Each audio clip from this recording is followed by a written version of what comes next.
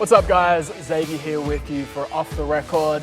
My first guest is a seriously talented music supervisor. He's worked on some of the biggest blockbusters in recent years. He goes by the name of Matt Bailey. Mate, how you doing? I'm very well, man. How are you? Great. So I want to dive straight into this. We don't have a ton of time, so I want to sort of get every detail out of you that I can. So, man, a lot of people don't really have any knowledge of this industry, of this world, how music gets in films, how music gets in trailers. Could you tell us a little bit of just sort of how you got into it and some projects you've worked on in the last few years? I absolutely stumbled into this career. I think it was probably a lifetime of cultivating a decent ear for music my entire life.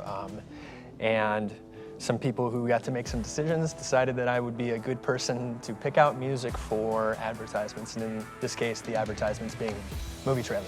Gotcha, okay. And can you tell me a couple of examples of projects that you've worked on in the last few years? Absolutely. So Toy Story 4, Frozen 2, Black Panther, many more movies, shows like Righteous Gemstones, What We Do in the Shadows, Walking Dead, many, many more examples. I would love it if you're up for it to dive into 3 trailers, and you're gonna know all of them, and they are vastly different. So Matt's gonna do a deep dive into a couple for us, and just sort of tell us how they came about, what the process was, and how he went from A to B and just getting it done. So the first one was a small film you may or may not have heard of. It's called Black Panther. Also, I think like the highest grossing film of all time or something like that, right? Something like Tell that, me, yeah. so you know, I watched this trailer, there was a lot going on in it, a lot of synths and rapping and everything. It was really intense, really well done. I can't believe that you got the opportunity to be a part of that. So cool. Tell me all about it. What you're describing is dead on. That's 3 pieces of music layered on top of each other, none of which have anything to do with each other, made in different decades. They just so happen to blend together in this way that really lent towards a great crescendo for a trailer. And it was sort of like my introduction to how exhaustive this process could be. Black Panther is a great example of a project that came to us years out from release. In which case you can imagine over the course of those years there are a lot of different musical ideas, particularly when you end up at the end of the day landing on 3 playing simultaneously. So yeah, the trailer that I produced happened to be the one with Vince Staples and a song called Bag Back, layered on top of what's called a piece of library music, production music, in a similar key and BPM that happened to fill out the space that Bag Back, this song by Vince Staples, might not have initially sort of checked the box. And then the third piece of music was a vocal sample from Gil Scott-Heron, The Revolution Will Not Be Televised, which I think really helped sort of play into the narrative and the greater marketing sort of angle of Black Panther. For sure. Love it. And I know you also worked on on the reboot the remaster of Apocalypse Now. How was that? Is that a little bit of pressure working on such an iconic film? No, it's the opposite for me. It's just like such an amazing opportunity. In the first half of that trailer, it's Suzy Q, a CCR song that's covered by a band that's in the soundtrack. And an iconic song within the context of Apocalypse Now is Ride of the Valkyries, an iconic classical piece. Sure. Love the smell of napalm in the morning. Exactly. Yeah. So it was an obvious choice to try to integrate that piece of music into the trailer, particularly because it's such an epic sort of build.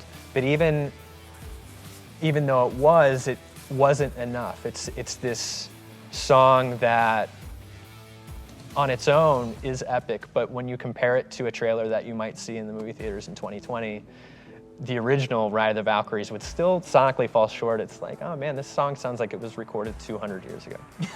Gotcha. So what I needed to do, more or less, was find out a way to take Ride of the Valkyries and blow the roof off it. And how do you do that? As an arrangement. Well, this was an interesting one because my initial move was, and I didn't think it was necessarily a strategy that was going to pay off, but I have contacts with so many different labels and so many different composers that I can do this quickly. I just reached out to a few different people and said, hey, have you ever tried for any other project taking Ride of the Valkyries and just like trying to blow it out, trying to make it huge, trying to make it fit for a trailer in 2020? And a lot of people said no, but one person said, yes, actually we did take Ride of the Valkyries and tried it for another campaign. Sent me this piece of music. that was absolutely insane. It was as if you took every downbeat in the original Ride of the Valkyries and amplified it times 20. It was an experience. You thought your speakers were going to blow out. And it was something that they had done for a project called Suicide Squad. Right. Now, if you'll recall, Suicide Squad was a trailer that pretty much stopped pop culture for the moment when it dropped with Bohemian Rhapsody in it. Iconic trailer. For whatever reason, at the end of the day, it just didn't make it to the finish line, and there it was sitting there, just ready-made for me for something that it was far more perfect for. And really everybody won because the Suicide Squad trailer was amazing, and this trailer came out fantastic because I got this modernized version of this classic song. So the last trailer I'd love to talk about is a little different from the first two. It's Peter Rabbit. Peter Rabbit, Tell me how that came around. Anytime you're talking about music, putting music in trailers that's recognizable, it has different connotations for different people. I've worked on trailers before where the aim is to find something recognizable to a specific demographic. And if the client has a 12-year-old daughter that fits in that demographic, that client might be playing our music choices for their 12-year-old daughter. And quite honestly, we might be getting feedback from somebody's 12-year-old daughter that our music isn't good enough and that we need to go back to the drawing board. And that's just it, that's what it is. So I mean, it's really challenging and it's really frustrating, but it's also, you know, if I'm trying to find music that's going to appeal to a 12-year-old and the client has a 12-year-old daughter, and it sounds like I'm speaking hypothetically, but I'm absolutely not. This has happened. Love it. And I did hear a rumor that your voice may or may not be heard in the Peter Rabbit trailer. Is that true? I wish I had memorized the line, but it was something. So I was a dead ringer for James Corden, and oftentimes, excuse me, oftentimes we have to bring in actors to put them through the same process like we put Vince Staples through, which is to just say a line maybe faster, maybe slower, say it in a different intonation so that it sits perfectly within the scope of a 2-minute trailer. And every little frame of a trailer is trying to pack in a million things at once. So sometimes we need to have actors come in and say things. Sometimes actors host late night TV shows and can't just drop by and say some things. So luckily in your music department, you might have somebody who sounds exactly like James Corden when he says this line. And the line was, and I'll do it in the James Corden voice because why not? I'm a little out of practice. This was years ago. I've prepared a speech. It's time to stand up and fight. Oh, I guess that's the whole speech. And that line, more or less, if you go back and listen to the trailer, you know, they never tell you if they ever got James Corden on some random weekend to say it into his phone and then they put it into the trailer. But as far as I know, that was me. And the client, who was British on that second one because they really wanted somebody overseeing the fact that Peter Rabbit had turned into a jerk, let's scale him back down into something a bit more cushy, what the kids remember.